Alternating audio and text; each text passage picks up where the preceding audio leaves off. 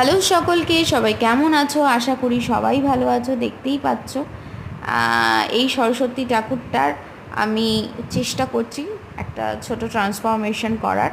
So কি ব্যাপারটা হচ্ছে, এটা হচ্ছে 9-10 বছরের পুরনো একটা প্রতিমা।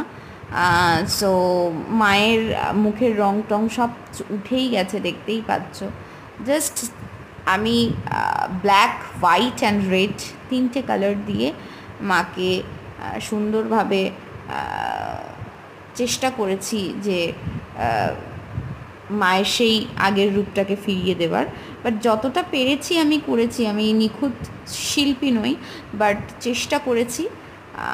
যেহেতু মায়ের কাছ থেকে কিছু কিছু প্রাপ্তি তো হয়েছে, তো সেই দিক থেকেই